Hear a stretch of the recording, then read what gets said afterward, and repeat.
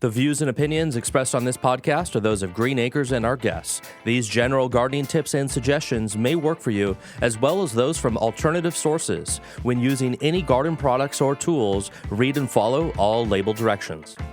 And learn how to make your yard summer strong at bewatersmart.info. The Green Acres Garden Podcast is the podcast dedicated to helping gardeners hone their growing skills while we celebrate our love of plants. So whether you're new to growing or a seasoned gardener, you're sure to learn something new. Join the fun as we have conversations with world-class growers, passionate green thumbs, and professional garden experts from Green Acres Nursery and Supply. Listen every week. We'll answer questions you didn't know you had. Ho, ho, ho, and away we grow. Welcome one and all to the show. This is the Green Acres Garden Podcast.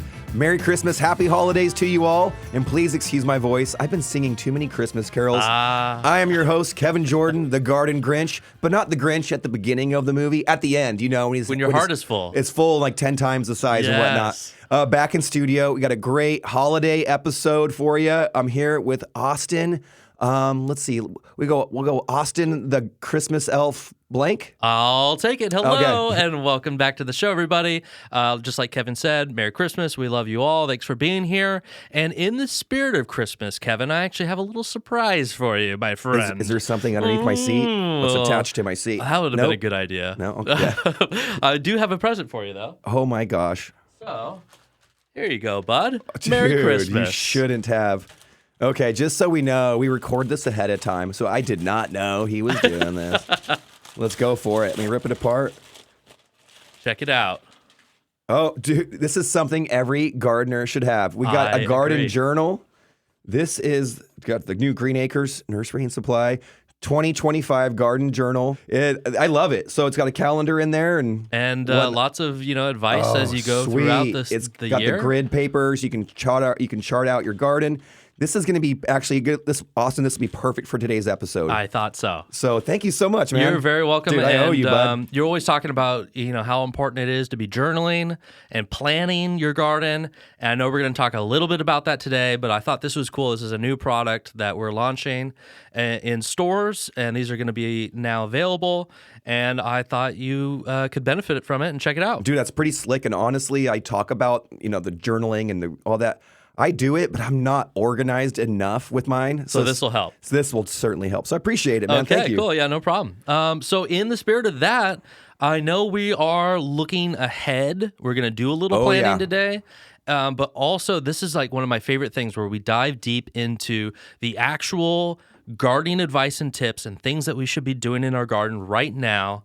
Kevin, what do you have in store for us today? We are going to chomp down our teeth into some fruit tree care. I know it's winter time. You're not thinking about your fruit trees, but I'm telling you, a little bit of work on your fruit trees right now will set you up for success in the spring and summertime. We're going to discuss everything from your citrus all the way to your deciduous fruit trees. I'm talking your stone fruits, your nectarines, your peaches, your plums, your apples and whatnot, and really what to do right now. So maybe we'll just dive right into it. So we're going to discuss pruning first off. Winter pruning for a lot of these fruit trees is essential. We've discussed over this past summer, especially for the backyard home orchard, it's so crucial to do like summer pruning on your fruit trees to keep their size kind of contained. You can get so much abundance from a pretty moderately sized fruit tree. There's a lot of benefit to not letting your fruit tree just grow out of control and get kind of just oversized. You can get so much out of a 6, 8 foot tall, 10 foot tall tree or somewhere in between. And so summer pruning is definitely needed, but now it's a little different. And summer pruning, that's where you're restricting, because that's where it's growing like gangbusters, right? So we're basically, you're doing a lot of it. You're topping it. You're keeping that vertical height down, maybe bring it in a little bit on its sides. But in the summertime, you're not being super specific with your cuts. Now in the wintertime, those leaves are going to be out of the way. It's going to give you an opportunity to really get a good view and some insight into the structure of your tree, to find those branches that don't belong so you can create some structure that's really going to support some healthy growth. And we're going to get right into that. Okay. All right. So one of the first things to think about when pruning a fruit tree in the winter, I'm sure maybe we could start with tools, right? Is that the first thing? For sure. You got to get your tools. The right tool for the right job. Because if you have dull blade, an old lopper, it's going to seem like a struggle, but you don't need to struggle, my friends. And actually, I'm going to give you a few options. So, of course, get your handy dandy, something that I always have on my hip, like an officer of the garden. Your pruners. Yeah, I always have my bypass pruners with me, and keep them clean, keep them sharpened. In the wintertime, it's a great time to get in there. You can pull them apart, some of them, and you can really brush them up, get some of that rust off there, get it razor sharp, and you're going to want to clean and sanitize it. When people are out in the garden, you might be cleaning and sanitizing with a bleach solution, maybe 10%. So, 10 parts water, 1 part bleach. So it's mixed up a little bit and diluted. Or another one that we saw with our Master Rosarians, they just have a can of Lysol disinfectant just with them. That was their what hip. Linda used, right? Yeah, and they use that for their rose loppers and clippers and whatnot. And that's kind of quick. It's in a bottle. It's spray can. You can get it anywhere. So the spray disinfectant can be really helpful because you don't want to transfer disease and contaminations from one plant to another, right? If you're pruning on a tree, once you finish, spray them down. And that is likely to happen, right? Because we're actually targeting what could be diseased branches, right? Absolutely. Yeah, so exactly. This is where you're cleaning that out. And of course, because I always think like, do I really have to clean? Do I really have to, Kevin? It's just a best practice. You could survive without it in your day. You could probably you'd do it and go, oh, I don't even know. But then you're leaving yourself open because your trees are an investment of your time and energy and money. So you just want to do best practices and don't mess them up. At our school, we have just a few dozen fruit trees. And even with that little number, you got to be aware that, hey, I'm going to clean this tool off while jumping from tree to tree. Sure. Just so you don't have issue with contaminating, because if you have one tree that gets sick, there's no need to kind of spread it to the next. Right. So it's not just a clean before you go, but it's a clean throughout. All of it, absolutely. Yep. And it's a good time if you if your pruners aren't working great, oil them up. You can get some oil for that's made for it, and that'll really just make squeezing them down, all that pruning so much easier especially if you have a lot of pruning to do. We have people come on there; they have 300 roses or more in their garden. That's a lot of pruning. Or they have, several fruit trees and they want to be efficient. So clean, sharp, you're good to go. So get it, right tool, right job. I love having a pair of loppers on hand, but also a tree saw, a little hand saw can just work wonders. But if you're not into like the workout or whatever, but you do need to get through those thicker limbs, reciprocating saw. You can get them battery powered. We saw gals of retirement age using them in their rose gardens. They're cheap. Like they're pros. Easy to get. Super cheap. Yeah, that's a no-brainer. And then you can reuse them for other things. Sure. You put a wood blade on there, and that way you're not struggling through the cuts. You can make nice clean cuts. Never, I'll see my students do this, and it drives me wild. What's that? Is when you're forcing the blade through a branch, and the branch is either too dense or too big for that blade to handle. And you just go, I'm just going to fold it over and just bend the branch and I'll just rip it. It always creates the wickedest tear. Yeah. It's like imagine a surgeon, slice like it just you want to be surgical. I've so been guilty of that. I as a kid, I remember doing it, and you're just like, it's quicker. I remember twisting a branch like 100 times to get it to break off. And then it snaps, and it's the gnarliest. Yeah. And so the bigger the wound, the longer the heal time, the more likely something might work its way in and can no good. So no good. So nice clean cuts. Don't force it. The right cutting tool for the job, and you're set. So when it comes to your deciduous fruit trees, it's pretty cool because you can create some really nice structure that will make for a nice, pretty looking tree, but also just healthy growth, ease of maintenance. So I'm talking, you got two types of cuts, Austin. Okay. Your thinning cut and your heading cut. So a thinning cut is typically, just to kind of put it simply, is when you remove a branch entirely, either where it connects to the main trunk or where it connects to another branch. And so you're going to follow that branch back, make a nice cut, but you don't want to cut into the branch collar of the one you're going to leave behind. Okay, so you'll leave just a little bit. Little nub is left behind. Just very small. So that way you don't damage that branch collar tissue. It heals a little quicker. It's a nice clean cut. The thinning cuts are great at opening up your canopy. What's interesting about the fruiting wood and new shoot growth, it really is stimulated by light development. So you need that. If you want to increase penetration of light into that canopy, sometimes you do have to thin out your canopy a little bit. I had this pluot tree growing at the school, and it grew so vigorously, but it kind of grew wildly and almost, you had crisscrossing branches touching each other, branches that were all kind of battling for space and energy and light, and they all kind of became similar size. So there was there's no structure to it. It was madness, pure madness. And so I got in there and I cleaned out the top, and I started doing some thinning cuts, and that allowed more light to come in. And so it helps produce more fruit in a way. So I know it's hard to think about removing material and thinking you're going to get more, but with fruit trees, that's totally the case. Interesting. So with things like nectarines and peaches, I'll remove about 50% of the last year's canopy. Wow. Almost. Yeah, about maybe 30 to 50%, depending upon the tree. But then you're ending up with an open center, a vase-shaped tree, right? That's what you're hoping for. Okay. So you're going to, any branches that, to get that open center and to bring in that light, what you're going to do is you're first going to look for any dead, diseased, or dying branches. The 3 Ds. We've talked about this before, but it makes sense. And that's the easiest things to start on before you even start with planning your structure. I'll just look for the ones that I know got to go. So that's step one. Step one. Okay. If it looks dead, if it's diseased, if it's beat up a little bit and just sickly, it's got to go. If it's crisscrossing the center of the canopy at all, or even headed back towards the center, I'll remove those. If it's pointing towards the ground, I'll remove that.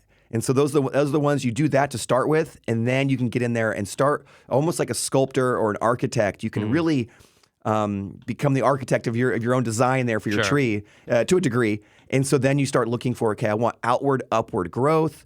If you see branches that are too horizontal for too long, where they extend really far away from the center of the tree, the trunk. Those could break. What it is when they get fruit, I've had a pluot tree do that, where the branch went horizontal for quite a ways, 3-4 feet away from the trunk. And it was a young tree, so the branch wasn't very thick. Got full of fruit in the spring, and it ripped, it broke. And so lesson learned. So some of those elongated, overly grown branches, you can bring them back with heading cuts. Okay, so what's a heading cut? So the heading cut is pretty cool. So instead of removing an entire branch, you're just cutting a branch back to a certain point. So you have a branch that's growing long, and instead of cutting off that branch entirely, you're actually just making that branch shorter. Okay, now when it comes to, we're talking fruit trees here, so is there some kind of nodule or point where you're looking to make that best, to position that cut? Yes, you'll cut back to the nodes, and you can visually see them quite easy. The further along in the winter season we get, the closer to spring we get, they'll start to swell.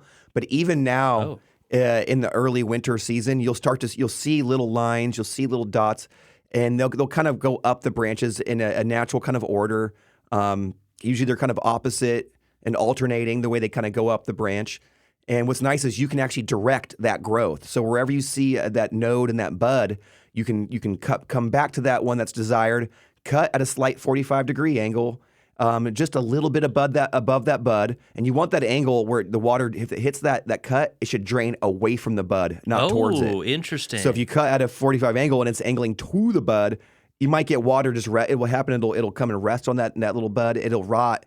And then that little area will die, and then you have a little tab at the top of your branch that then you have to come back later and remove and kind of cut back again. So just nice, clean cuts. Those buds, that's where the new shoot may form. And so you can kind of direct and plan where at least the direction where those branches may form, outward, upward growth. Like I said, no crisscrossing branches, and really bring down the canopy quite a bit. For me, I like having fruit trees, even at the school garden. We don't need them like a farm. We're growing them kind of like a makeshift backyard where we want them manageable, and we don't need the kids up on ladders. Nope. We get enough fruit off of an 8-foot tree. We don't even need you on a ladder. Like our good buddy Ed Livo said, it should be the desirable for your height of your canopy should be no higher than what you can reach at your tiptoes, reaching for that fruit. And so usually in the winter, you want to actually bring it down just even below that. So I mentioned the peaches and nectarines that I cut back, 30 to 50% sometimes to kind of get the canopy at the desired shape and size and height and all that. Apples and pears, a little less. So maybe like 20%, 20 to 25, 30%, that will get removed. And so right now is a great time to do all the pruning on them. If you have citrus trees, Oh, right. This has all been deciduous fruit trees. Yes. So these are the dormant fruit trees, the ones that lose their leaves. Is the pruning very different for a citrus tree? It is, but there are some similarities. But you will utilize the same cuts and tools. The similarities are you can start with the dead, diseased limbs. You can remove those right away. But with citrus, what's interesting is you're really going to prune to shape and to size. So if it's getting too big, you can kind of bring it. You can bring the height down a little bit as needed, or you can shape it up so that way you don't have wonky branches kind of going off in the other directions. You can shape it up almost like a big shrub in a way. But what's nice is that you can get right to the base of that thing and remove some suckers right now. You might see that a little bit on your deciduous fruit trees, but I've noticed on citrus, the suckers are kind of always a problem for me. And so if you're new to gardening, suckers are the branches that are developing at the base of your trunk on your fruit trees, and they're coming from the original root stock, which your fruit tree is grafted to, is a healthy root system that's been bred just for that reason, just to be strong and vigorous and good in clay soils or whatever. That will sprout and try to keep growing, and you don't want that. So remove any of those suckers, and also anything that's touching the ground on a citrus tree, get it gone. That's the difference too. Is a lot of your citrus trees, you can have a nice canopy that hugs the earth, where it comes pretty low to the ground, so that way you can increase your harvestable area without having a big massive tree. But you don't want those limbs touching the ground, because then it's one more avenue for insects and bugs and pests to get up into your canopy. The trunk's enough, and we can talk about how to protect them from getting up the trunk. But any branches or leaves touching the ground, do not let them stay that way. Would you do a heading cut then to eliminate that branch that's too elongated that's touching the ground? You would just take it up a little? You could trim it back. Yeah, a lot of your citrus will be mostly heading cuts. Okay. The ones that will be thinning cuts will be the branches either that are the suckers are going to get thinned out, and then the dead and diseased limbs. Okay, for sure. But you don't need to worry about making it super open, and you don't need to worry about the open vase center, because they don't have the same structure as all the other ones we talked about. They can be a little bushier, and that's quite fine for them. But all the other things, you don't need them. And while I'm doing this is actually a perfect time to investigate your citrus trees for pests. Okay. Because sometimes you'll get pests that, well, especially in our climate, because we've had a few frosts and it's been kind of nice, but our winters aren't super extreme. So sometimes I've noticed scale kind of overwintering in my citrus trees sometimes, and trying to kind of hang out and do their thing. For those you don't know, no, scales are these horrible little sap-sucking insects. Some on your citrus tree may look like little brown, kind of like flattened shields, where you hardly ever even see them move, and they just hug the surface of the stems. They pierce into it, suck out the juices. This is actually where a lot of those dead limbs that I've noticed that come from. Oh, that's why. It's from when an infestation got too bad and I didn't notice in time. Then you come back later and you go, oh, that limb's lost, and the limb is just done for. No. The limbs around it may be perfectly fine because they weren't affected. Then you go, okay, so that limb has to come out, and then life moves on. So is the best thing now to get out there and just kind of look closely? Just look for them. And so there's also cottony, cushiony scale, which it looks a little different. Instead of being flat, they are kind of like me after a good, scrumptious holiday meal, Austin. Okay, where are you going with this one? Plump and juicy. Okay. So they are. So cotton, cushy scale, they're plump and juicy. It looks kind of like the tip of a Q-tip, just all over the place, little cotton balls all over that are all fat and juicy. They're white and three-dimensional and real thick.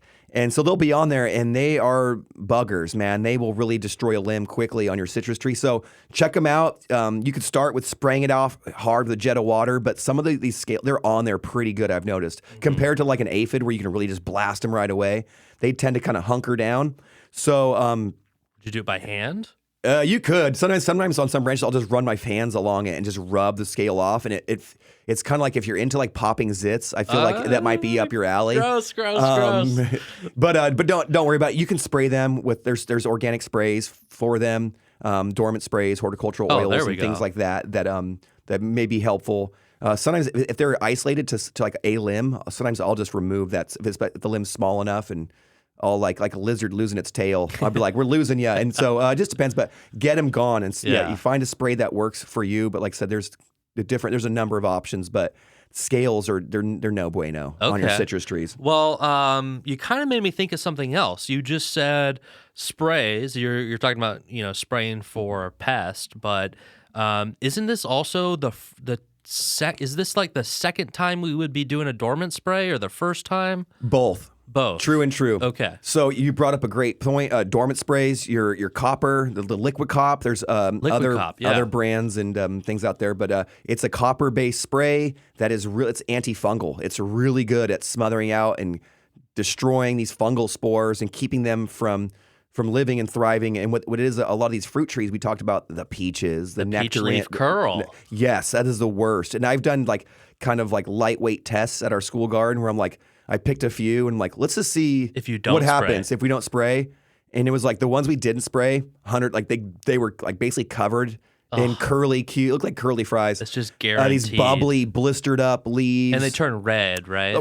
They actually looks kind of cool, but it's not cool in that it kind of harms your tree's ability to feed itself, to eat, to photosynthesize. Yes.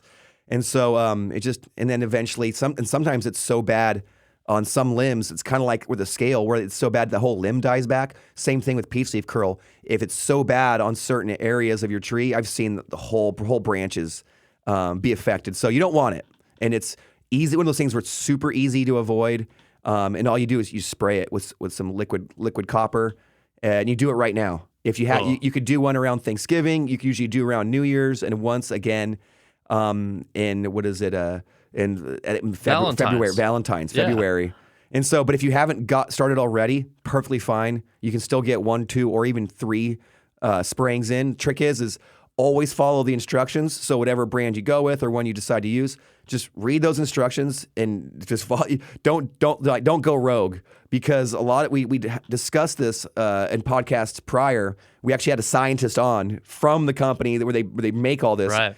And it was talking about the time that goes into them figuring out what's the perfect dosage, because that way you're not wasting your money and you're not using any more copper than you need to use, or that spray. So it's effective, efficient, and it also hopefully does the trick.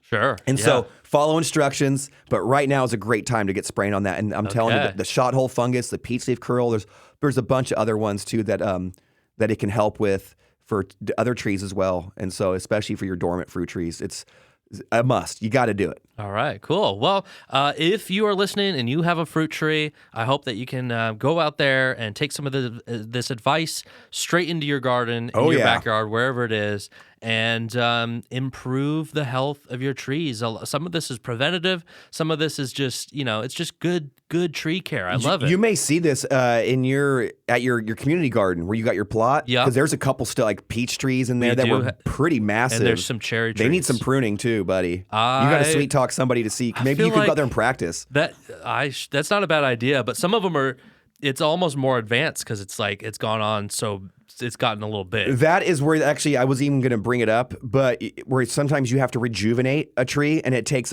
almost a different level of pruning, where it might even be a couple years, right? But where you bring back that canopy. I think Ed Livo said it would take 3 years for him. So it's possible to for fix sure. it. If it's too tall, if it's too late, it's definitely possible, but it takes a little bit of time. That's cool to know you can bring it back. So big last point on the spraying: when you do choose to do it on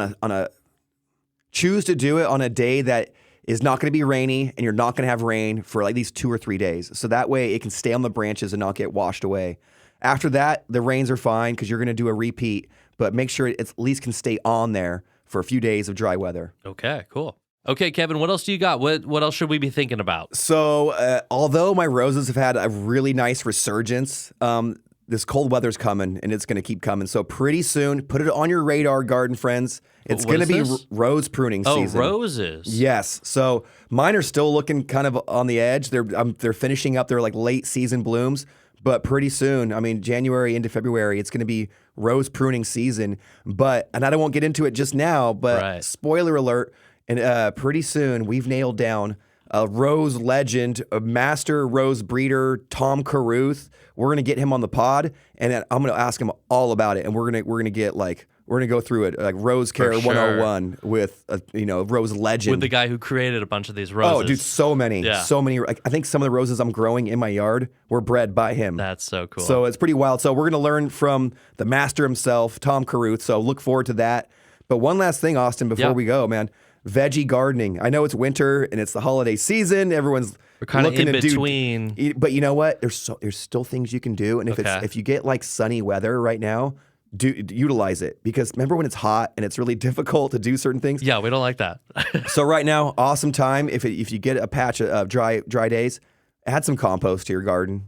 Boom. Just top dressing, just get some bags or wherever you get it. I actually just sifted a bunch of, I meant to bring it. Oh, what? Dude, I'm going to, next week. Earthworm castings? I've been doing some work in my backyard. I'm trying to make a little play set for my kid. But actually, by the time this comes out, it should be built. Oh, sweet. And I had to move my compost pile, so I flipped and turned it. And while I did that, I sifted it. I'm going to bring you some finished compost so you can see what I'm talking about. My kid jumped on it. He's all, Daddy, it's so fluffy.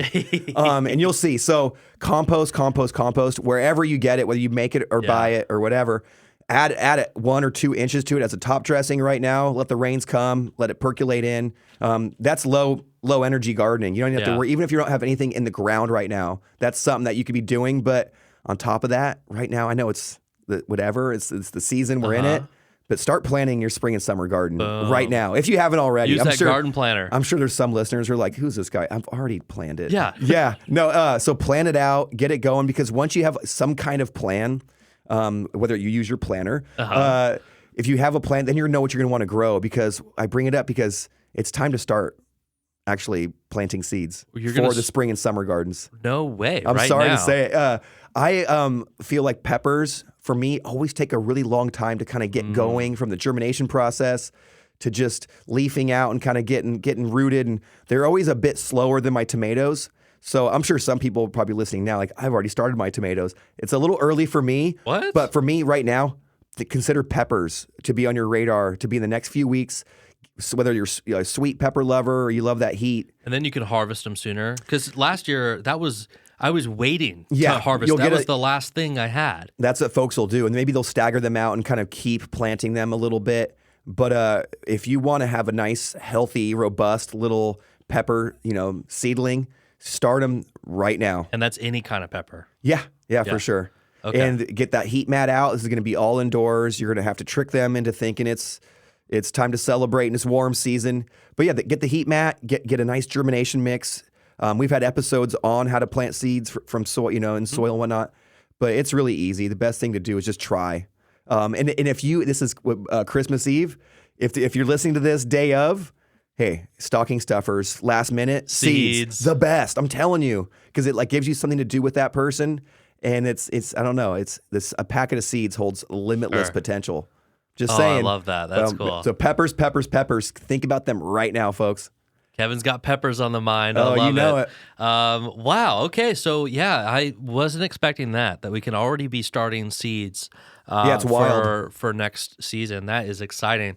All right, so we are just about out of time, Kevin. I'm going to go ahead and ask you to go ahead and take us out. But just want to share. I'm thankful for you and for everyone on the team and all of our listeners. And thank you guys for joining us. It's been an incredible year. We've done a lot of great things, and we're not quite done with the year yet. But I'm just starting to get that reflective. We're going to have some fun spirit next week. I feel like we're going to have some fun next week's episode. We're going to be a little silly, I think. Yeah. We'll have some fun. And Austin, you're the best, man. Great sound mixer. You're great at what you do. Thank you, sir. Very talented individual. And you're not a bad gardener as well. Oh, wow. You're on your way, bud. We're figuring it out. Oh, yeah. Dude, I think you're going to be. I can't wait to see your garlic pop up. Oh, we'll see. That's going to be rad. Well, hey, here's a 30-second rundown of what we learned today.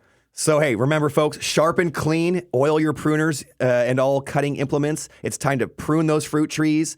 Spray them with your dormant sprays as needed. Of course, follow all directions. Can get ready to prune those roses if you have them. And, of course, start planning out that summer and spring garden. It's time to start planting now. Until next week, garden friends, happy holidays to you all. Merry Christmas. I love being here and doing this. This is so rad. I got to hang out with a lot of plant people last night, Austin. Yeah. And I'm telling you, dude, I am so like rejuvenated and fired up and optimistic about this next year and like the garden season and growing and just there's so much. I think there's a lot of energy like behind plants and people and growing and gardening right now. I know. Just the beauty of landscape. I could go on forever. I'm fired up. I think we are going to have an amazing year, but we'll get to that next week, maybe. All right, let's do it. Until then, garden friends, happy gardening to you all, and please never stop growing.